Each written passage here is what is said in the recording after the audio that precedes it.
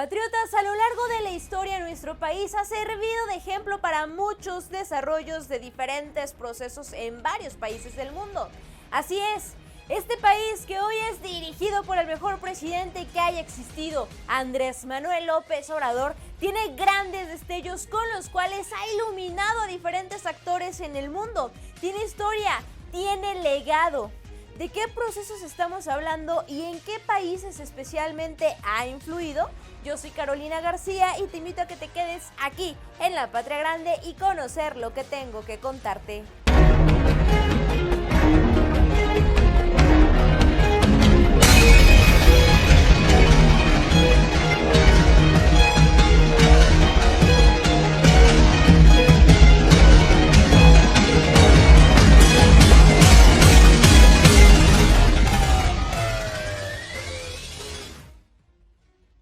Antes de empezar, te invito a que te suscribas en este canal y actives la campanita de las notificaciones. Ahora sí, comenzamos.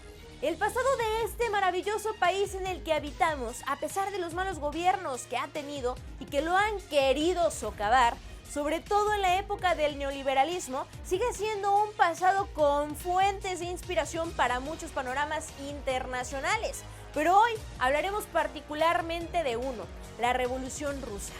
Es motivo de abundante alegría encontrarnos que nuestra Revolución Mexicana fue precursora global de la Revolución Rusa.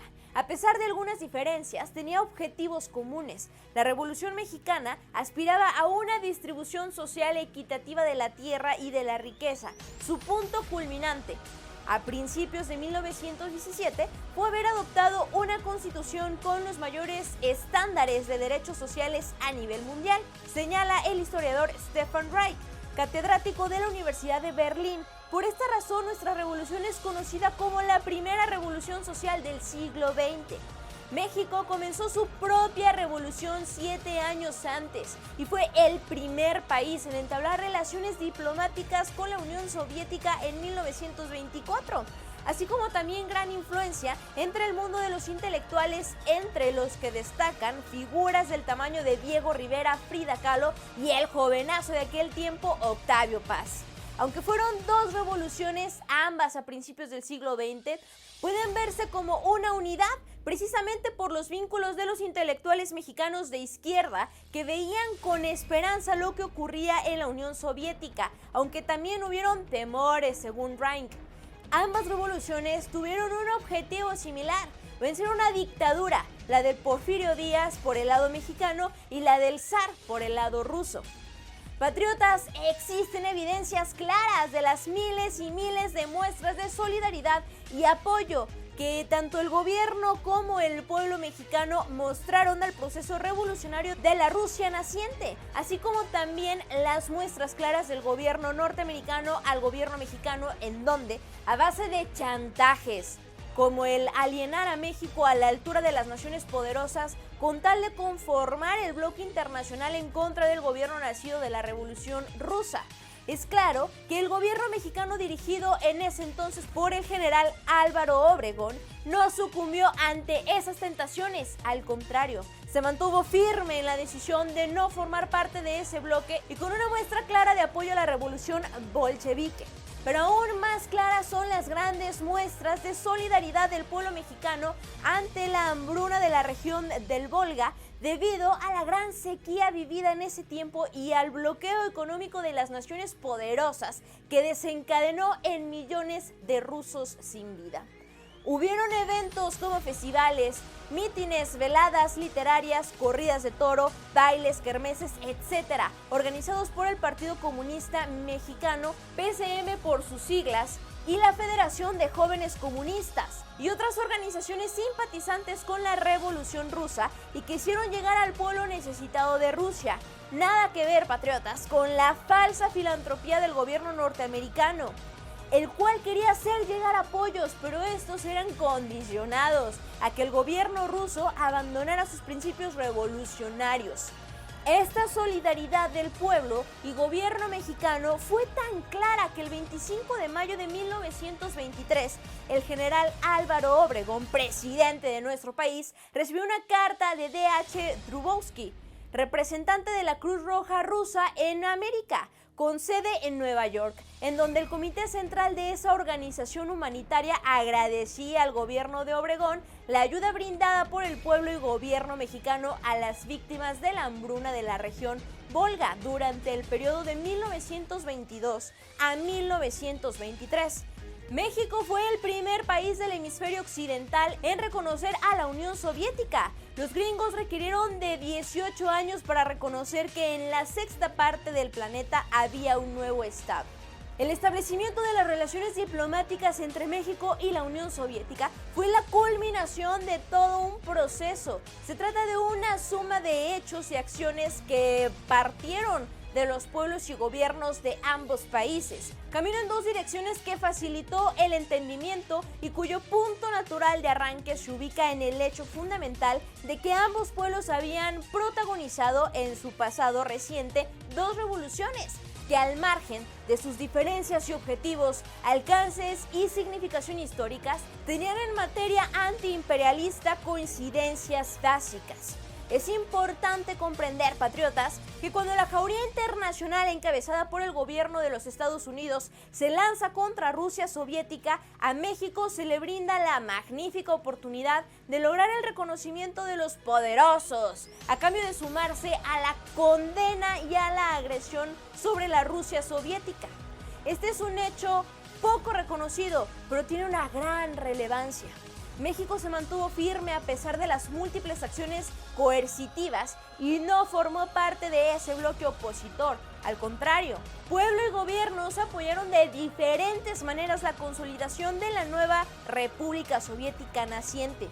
Pero ¿cómo unirse al bloque opositor cuando se tenía clara la vivencia reciente de los marines norteamericanos pisoteando nuestra soberanía nacional en Veracruz?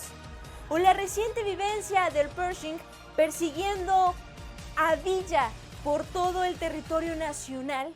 Nuestro gobierno ya tenía muy claro los conceptos de democracia y de igualdad que ya manejaban y que manejan hasta nuestros días las llamadas naciones poderosas.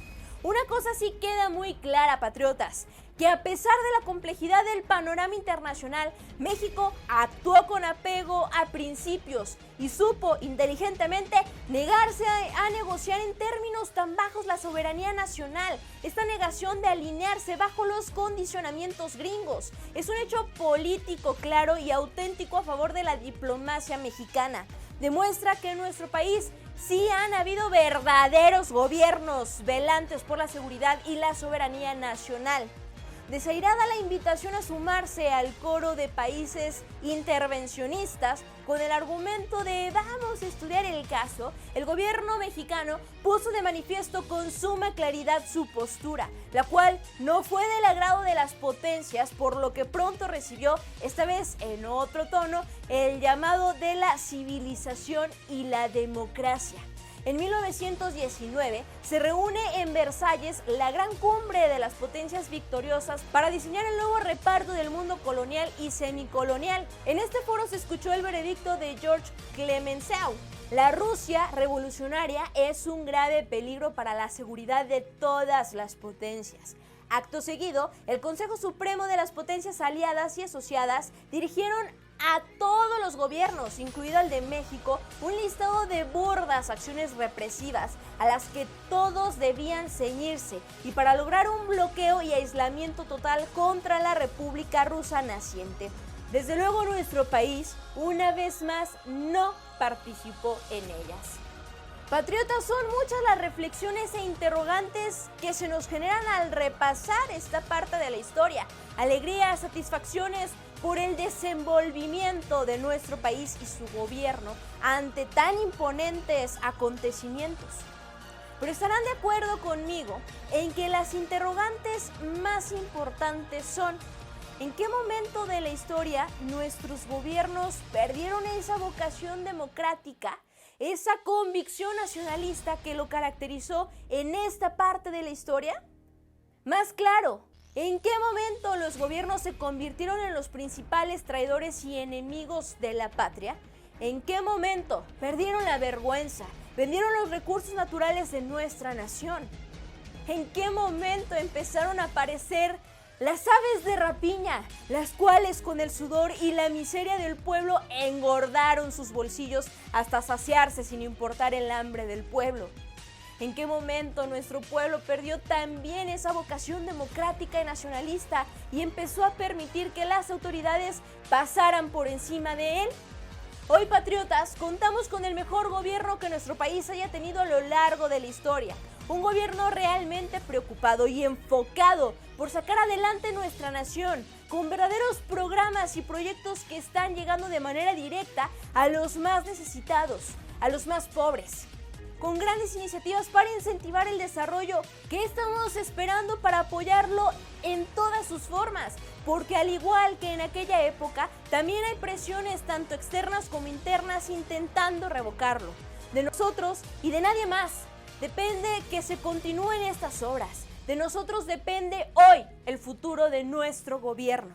Pero la mejor opinión la tienes tú que me estás viendo y escuchando. Así que hazme saber tus opiniones a través de la caja de los comentarios.